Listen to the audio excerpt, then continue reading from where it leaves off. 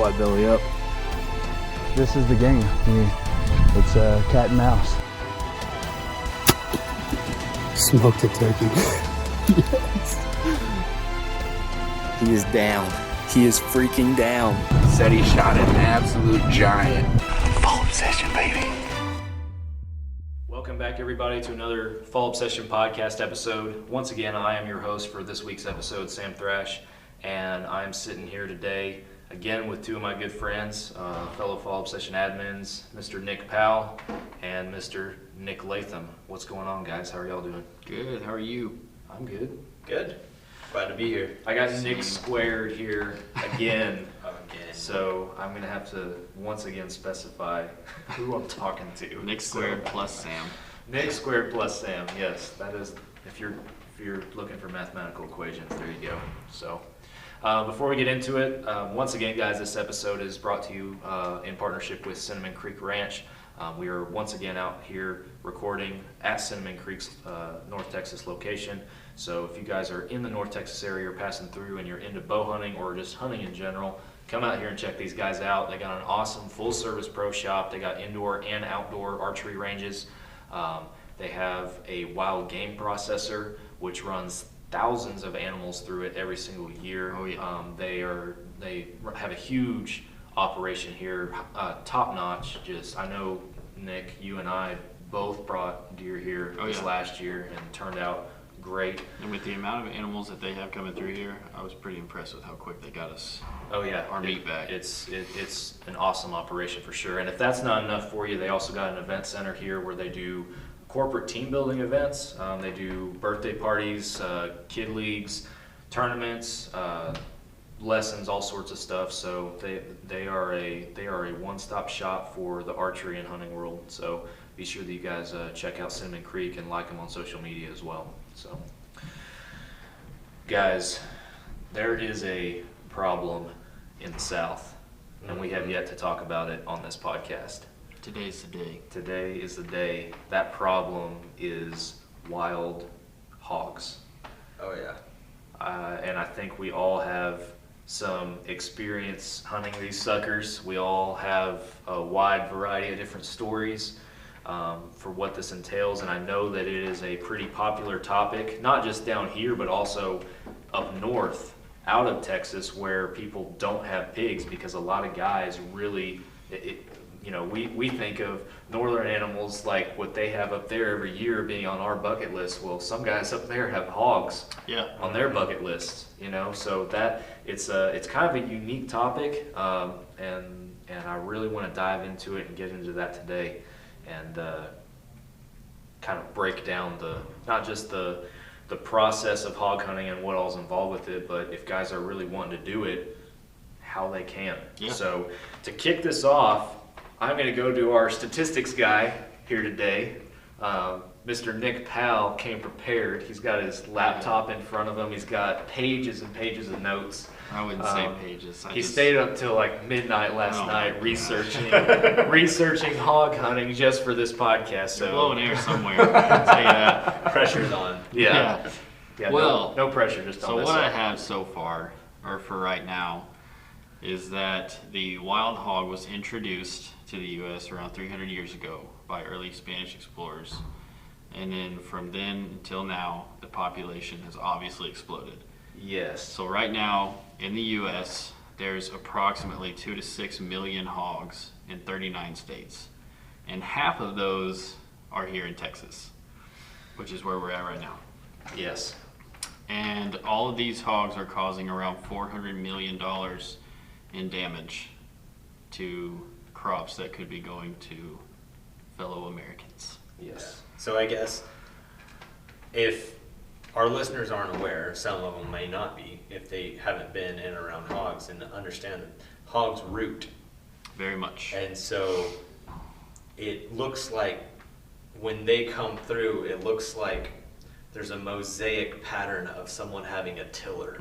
Yes. Like what you would have It in looks your like garden. somebody just plowed a garden through the middle of the woods. Yep. And And it's in a 5-foot diameter hole that's about 2 foot deep.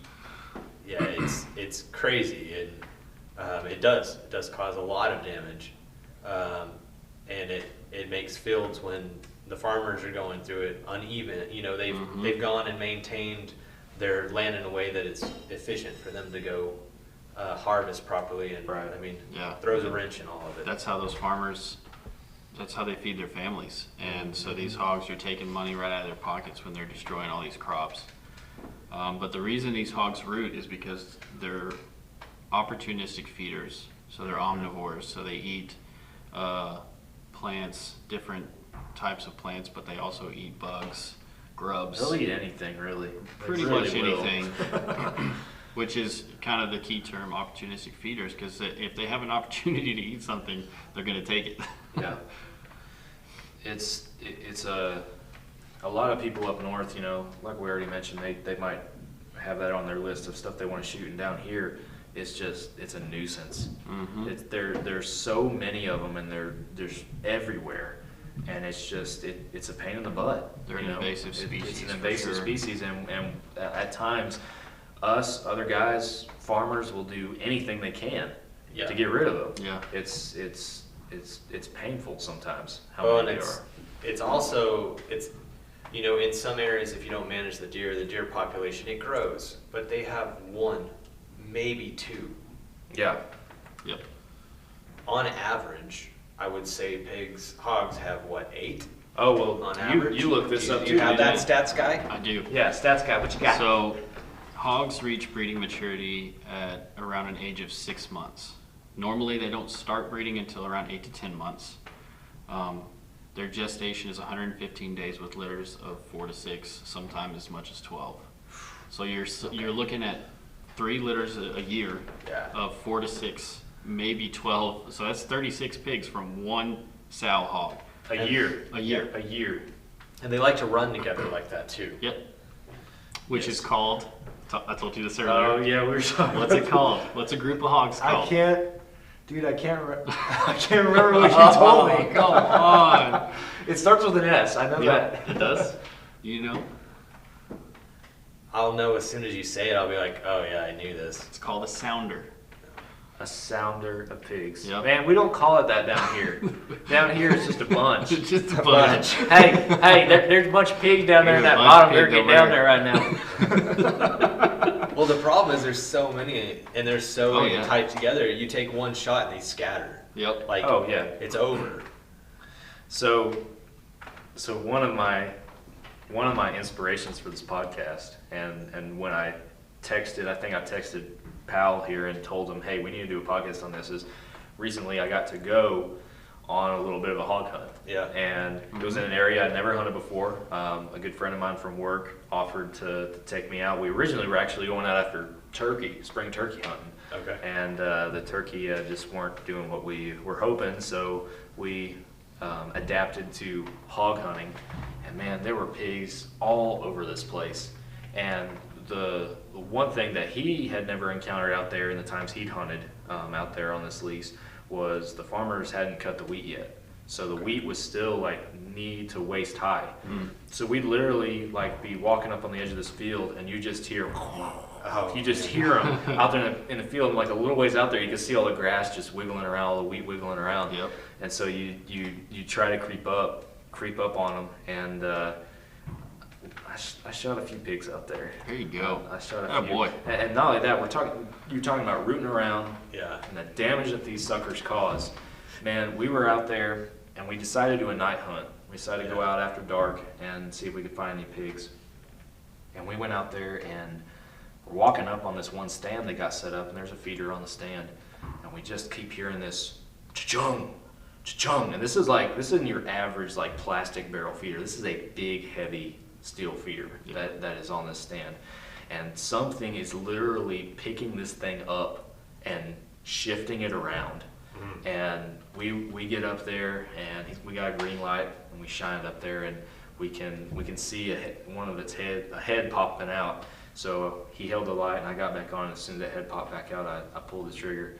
But just the damage that those pigs cause. You walk around the feeders that they had on that property, and there's just craters in the earth where they're digging stuff out. They had one pig that was really bad about just like he would dig out a hole around the pole of a feeder, and he'd dig it so deep to the point where the feeder would fall over. Like that's how That's how destructive they are. That's how strong they are, how determined they are, And how smart they are. how smart they are. You might not think a pig's is smart, and sometimes they're dumb as a box of rocks, but they do have some sense to them for sure. Yeah.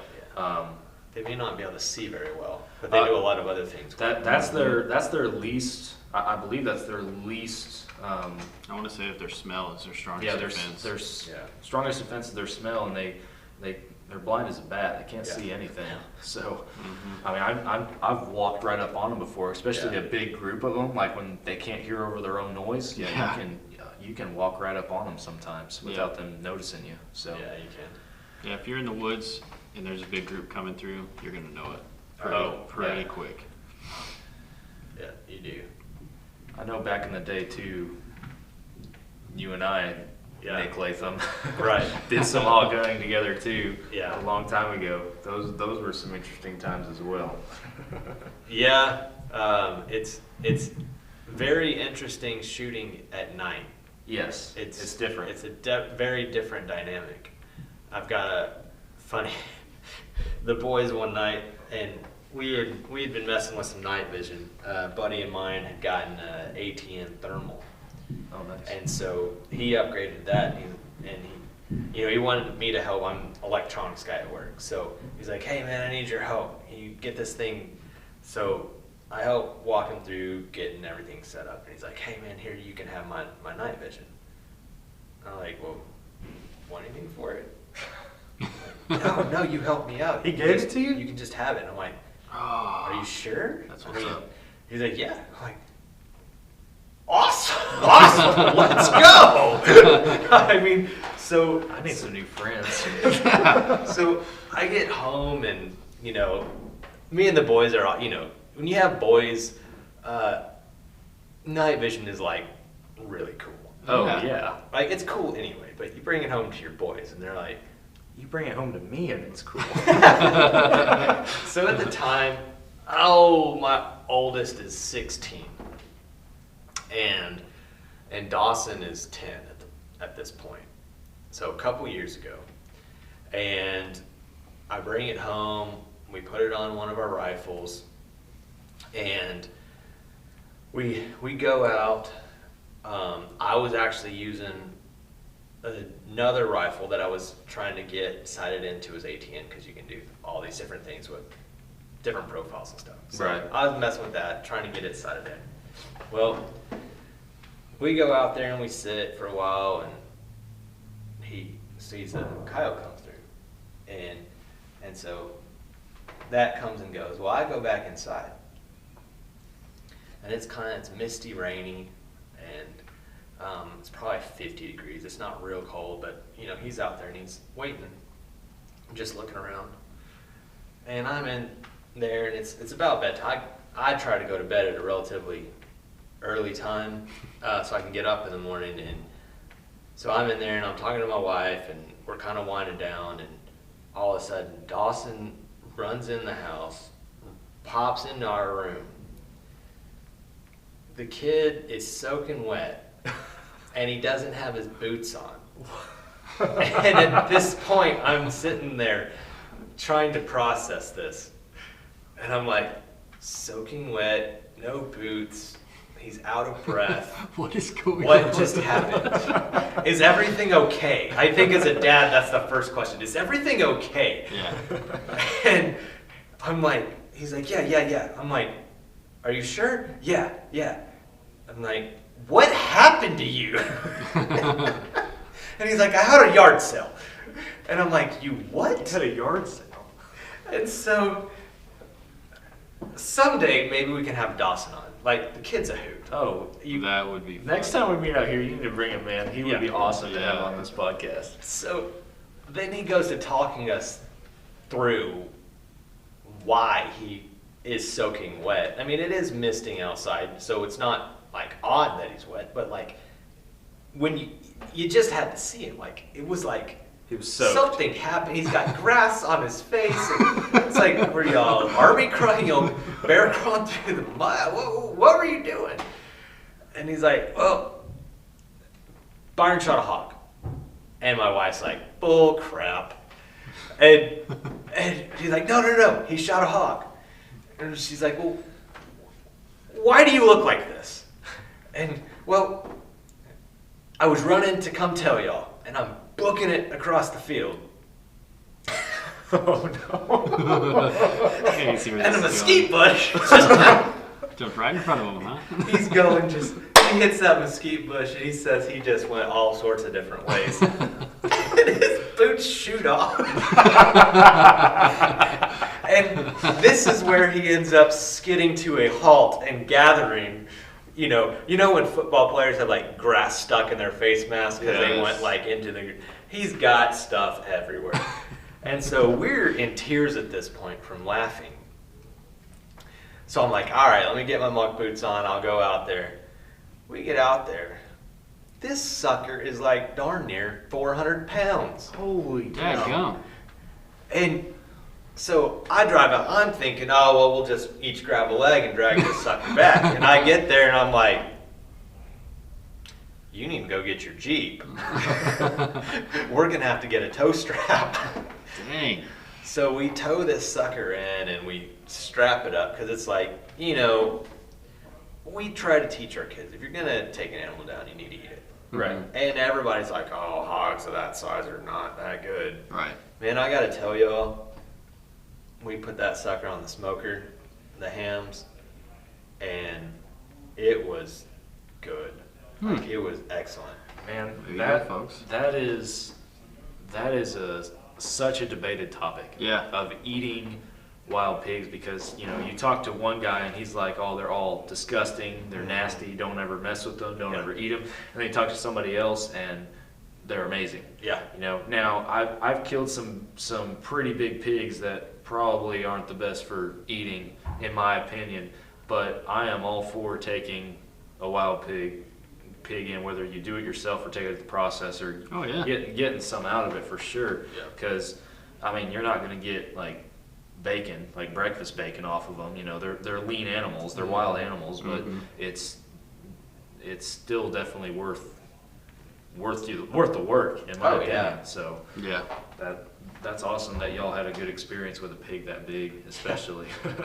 No, it was, and we still talk about that and laugh about it. It's one of those stories that just sticks with you. But it was just so fun to be, to have that camaraderie with the brothers. Oh, yeah. Yeah, that's awesome. And them coming in and just, oh my gosh, the look on his face. Man, What did he use to take it? 5.56, so AR. Gotcha. Really? Yeah. And it was pure. Like we skinned it and we're going in, I'm gutting it out, and I go to grab where the heart would be, and it just Straight up heart shot. Got him. Heart. That's Yeah. awesome. That's a good shot right there. Man, they're so tough too, and that's why I was a little surprised when you said 5.56, because especially a lot of bigger pigs, a lot of guys try to go with a bigger caliber around Yep. to Yeah. take them down. And I know the same hog hunting trip I referenced earlier, man, we were out there and I was just shooting I went out there primarily with my bow, expecting a turkey hunt, and it didn't really work out, so we went hog hunting, and the guy I was with was like, here, I got this extra 243, just use this. And then he had an AR with him, and like, there were a couple of big suckers I shot that I thought should not have really go that far, and by golly, they sure did. Yeah. And man, we had this one. We found these pigs. They were in the wheat field, and they had just crossed over this little berm in the field. So we went up and we crept up on top of that berm, and we can see the tops of their backs. Like 20 yards from us. They're right there. And so I went up and I shot this one, and right when I shot him, the grass all around us just started moving, and pigs just everywhere squealing. And my buddy that I was with, he had his AR, and he's just moving around, shooting at the grass as he's running around. And I'm looking over and I'm like, golly. And these pigs kind of run off, and then we see them way out there, and I take another shot. Man, we follow these pigs, like kind of moving up and following them through this wheat field and kind of down this little spot of hardwoods. And I remember I emptied the magazine on that 243, and I remember the last shot I took, and the pig fell over, And my buddy's looking at me, he's like, hit him again. I'm like, I'm out of bullets. You hit him. Oh man. In the research I've done, a 243 or bigger is a common thing that I read is what you should use. But the smallest I've ever used was a 223. Yeah. Straight from the statistics guy. Yeah. Yeah, and I even said that to Byron. I was like, well, that's decent. I mean, usually you're gonna, you hear a lot of guys 760 by 39, right? Yeah. Yep. And so he's like, yeah, but when you hit them that, Yeah, When you're you're good good at shot shooting as that me. accurately. When you're good They're shots, gonna go down. 16-year-old boy. Yeah, What do you whatever. I'm good. I expect nothing When less. you're good, you're good. When you know. That's right. So Nick, I know, kind of talking about different rounds that are, ideal to shoot a pig with. I know you've done some research and have some info also for guys who are coming from out of state on the different options for hunting pigs down here. I know there's a few different avenues that they could take in the process of trying to get a hog hunt down here in a state like Texas, for example. So you want to shed some light on that for us, Mr. Statistics? Yeah, sure. I can shed a little bit. Obviously, you can hunt public land if you get a. So there's no open season. They are a year-round. There's no open limit. It's always open season. Yes. Yeah. There's no closed season. Closed I guess season. is what I meant. Yeah. So you can take them year-round. There's no limit. You can take as many as you want. You can take them, use any means or methods, whether it be rifle, bow, trapping, baiting, whatever else other methods you can think of. Yeah. You do have to have a hunting license. Mm-hmm. And then obviously if you're hunting on, you can hunt on private land with landowner permission. You can hunt public land, but if you buy a hunting license, you have to have a public land permit. I think it's like $25 extra or something like that. Then you can also pay to hog hunt with a guide if you want. There's also helicopter hog hunts, but those are a little pricey. So Probably fun though. I've never done one. Yeah. That might be a bucket list item. Yeah, For Somebody sure. might That have. would be a bucket list for sure. Yeah. Man, out of those options, obviously the best one would just be knowing somebody that's got the hookup with a rancher, somebody that just wants them gone, Yep. is willing to let you come out there and shoot. That would obviously be the cheapest option. But you're talking about hunting licenses too. And I know we kind of went through this and learned some numbers for non-residents coming to Texas. Last year when we did our staff hunt, we had guys coming in, so we kind of had to brush up on that a little bit. But like a standard hunting license, like what we get down here with our deer tags and our turkey tags on it, is like $300 something for a non-resident. But if if you just want a hunting license to hunt hogs with, and you're coming to Texas, there is like a license. It's like a 5-day pass basically, so that whenever you arrive and you start hunting, that's when the clock starts ticking, and you got 5 days from that time that you can hunt. Mainly, I think they made this for pig hunters, really, because you still have to have deer tags to hunt whitetail. You can't get deer tags on this permit, I don't think. right. But it's only like $40 or $50. So that versus a $300 price tag is way better if you're just coming down for a few days to hunt pigs. So if you guys are seriously considering it, if you got a hookup, I would look into that before you go and spend $300 on a hunting license. So that's It's a pretty sweet tip there. hot tip for you. I didn't know about that. Thank you, Sam, for that hot tip. You are welcome, sir. Man, it's funny. We got these new microphones here, and we're having too much fun. That's so legit. I know. We feel like we know what we're doing, even though we don't. Do we look like we know what we're doing? Yes. Are we acting like? No. Or are we actually knowing? No, Oh, I okay. guess. Yeah. We Makes definitely sense. look like we know what we're doing. You do. You're the one with the cool headset sitting over there.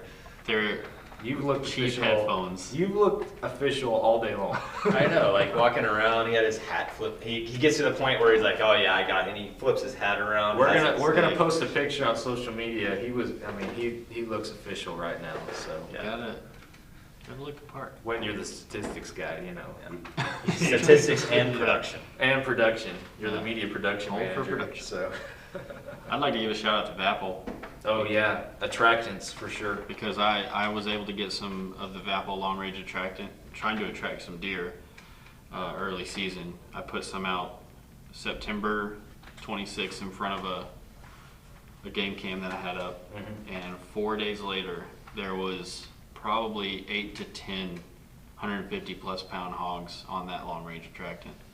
So if you guys are interested in getting some hogs, get some Vapple, because if you put it out there, they will come.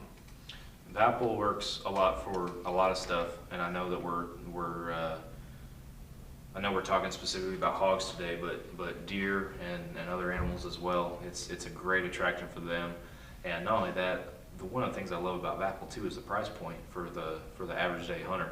It's considerably more inexpensive than a lot of attractants that you might buy out there on the market today. And when you're ordering online too, that can make a difference also when shipping comes into play. So yeah, Nick is 100% correct. Vapple should be your go-to when you're looking to attract, whether it's deer or hogs. I know some states have regulations on baiting that might prohibit that, but Vapple also has other products like wind checkers, scent control, stuff like that. So really a one-stop shop for a lot of things. We're happy to be partnered with them, and like Nick says, there's some successful pig stories. Dang, he's showing us the trail cam picture of these pigs right now. Pretty impressive. That's Because you can see, there's me putting it out. It He's was got evidence. August 26th. that's I a had to bag. save these. It was That's a bag of apple, man. That's a And bag of then- apple. like 4 days to a week later. There was Those aren't small pigs either. no. No, those are nice. They're big. That's ideal eating size right there. Yeah, That's good put some stuff. food on the table. Yeah. So guys, attractants for sure are a big tool if you are looking for a successful hog hunt. I mean, we got plenty of stories about walking around, walking up on them, finding them. Missing your shot from Oh, 30 yards. Dude, I remember that night, man. You were so torn up about that one. I was mad. Like, I'm sitting there and I grabbed the stupid 30-30 instead of grabbing my AR, and I don't even know why. Like, I really don't. And we get out there and I can hear them. Like, we're sitting over in one spot and I'm like, guys, they're behind us. And I don't know if it's you or Byron, you're like, no, it's not. It was one of your boys because Okay. I was set up farther down the tree line. Okay, at so- a different spot that night. So we circle back around, and I'm like, it's right in front of us. I know I can hear it. And so he pops on the light. At this point, we're noobs. We don't have any cool stuff. We just have a flashlight. I think we may have gotten some red tape that we taped over the flashlight. There you go. And so he pops it on, and it's right there. And I missed it. Like, I don't even know how. Man, I just missed it. you talk about hunting at night, and that's another thing that really can mess with a shooter at least, is like at night and your muzzle flash and all that, because it's like once you shoot, you don't see that pig No. unless it's just purely by chance, and that's where having a second guy with you can definitely make a difference. Because I know there was one pig I shot out there the other week at night, and after I shot, I had no idea where the pig went. The guy I was with had the light on him, and he's like, he's right there, he's moving, he's going that way. And I'm like, where? Huh? I can't hear. Man, and that story reminded me of another one that we had out there, because we hunted out there together several times. Yeah. And did not. We ever saw get plenty of anything? pig. We didn't shoot anything, man. We couldn't kill anything to save We our lives. sucked. We were bad hog hunters at that time. Yeah. But I remember one, we found them in this little clump of trees, and we got the bright idea for half of there were more than just us two. There were Yeah. several guys out there. We got the idea for half of us to go this way and half of us to go this way, one way and the other, around this group of trees, split up, and then meet up on the other side. Hopefully one of us would see them flushing out from the guys on the other side pushing them toward us, whatever. Well, we get all the way around this clump of trees to the point where we can see, each group can see each other. We are across from each other, and the pigs run right in between us.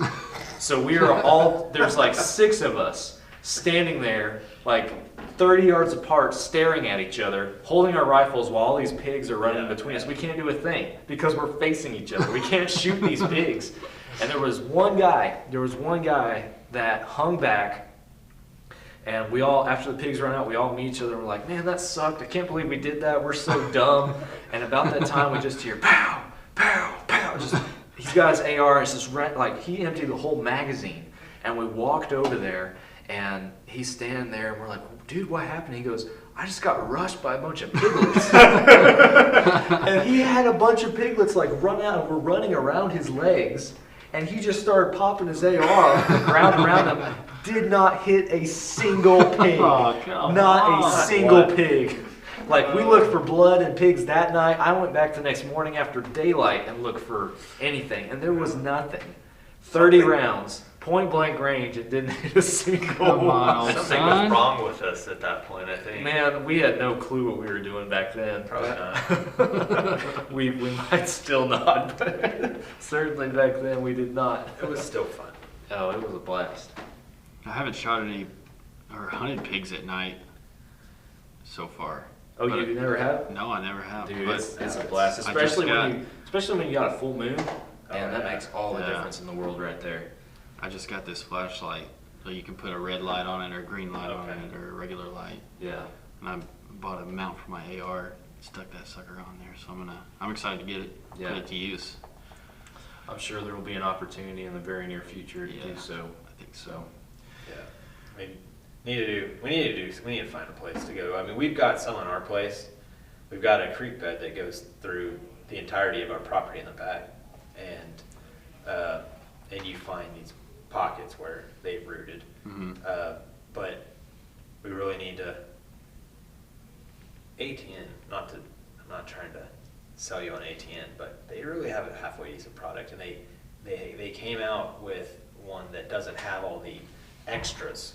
Like on their main, the Thor 4 or whatever is their main one. Mhm. It has it where you can record, like the moment you shoot it records the video, does all that. Mm. Nice. This other one is in a price point that it doesn't have all those extras, but it's thermal. Yeah. So it's a little bit less expensive, and it's a little, It's more tempting. It's tempting. to the average guy. your That was gonna be my wife, question. your wife is like, no, no more money.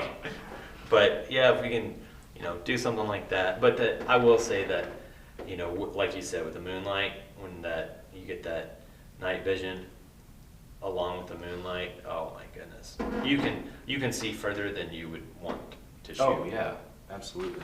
I remember Jumps. one of the biggest pigs the biggest pig that I've ever shot was like not middle of the night, but dark, full moon, never even turned on my light. Like running across this field, I could see they were in single file. I could see all these pigs and this just giant one in the middle, and I was able to line up on them and take a shot without ever even turning my light on, which Heck was yeah. awesome. So yeah, man, we could talk for hours about hog hunting. There's so So much. fun. It's fun. There's so much that goes into it, and yet it needs to happen so bad. Has to happen. Yeah. See all those guys up north, they have all those elk and stuff. Psh. They don't have any hogs, do they? I think I would trade hogs for elk. I 100% would. At least for a week. Yeah. Lots and lots of stories. Lots of stories. Could go on forever. Could go on forever. It is a problem down here. It's a problem that if you're guys like us, we take advantage of it. We try to help out as best we can. We have fun doing it. Hopefully guys from other states can do the same, can come to Texas if you haven't hog hunted before and shoot some pigs. I wish that we had a definitive place that we had a lot of pigs on, that we and solely we, could hunt, and we could actually invite more people from out of state to, like our listeners, to come and hunt with us, but that's just not the case right now. But maybe one day we'll have that opportunity, and certainly if you guys get an opportunity, I encourage you to take advantage of it, because like I said, you're not just helping out a Texan or a guy in the South. I mean, it's not just Texas, it's multiple states on the Right. southern side of the United States, but I know Florida's really bad about them too, Yeah. with pigs, but you know, it's not just the landowners and stuff you're helping out, it's, you know, you're having fun doing it, you know. Oh, yeah. It truly is a blast and a hunt like none other, especially if you get in on a really good place to hunt pigs. So definitely give it a shot if you get the opportunity. Highly recommended. Highly recommended. What about you, statistics guy? You got any more numbers over there we need to know about? I got a couple. So a hog's home range can range anywhere from 5,000 acres to 70,000 acres, depending on That's a habitat. Big range, wow. So 70,000 acres. depending on habitat, yeah, Yeah, that's what they say. Wow. what they say. Well, they should know. A life expectancy says 4 to 5 years, could be up to 8 years. So I did a little math. 8 years, 3 litters a year, or you call it a litter? Is that what you call it? Yeah. Okay, 3 Yep. litters a year. Man, like I said, we don't call it terms down here. It's just bunches of pigs. That's all it is down here. So if they can have up to 12 in a litter, up to 3 litters a year, that's 36 litters, 36 piglets in a year for one sow. Max, yeah. Times 8 years is 288 piglets for Holy one cow. sow. Wow.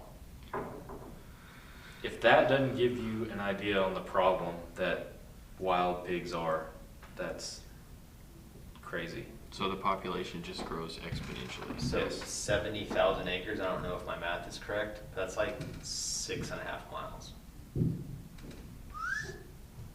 Okay, Square miles. square mile.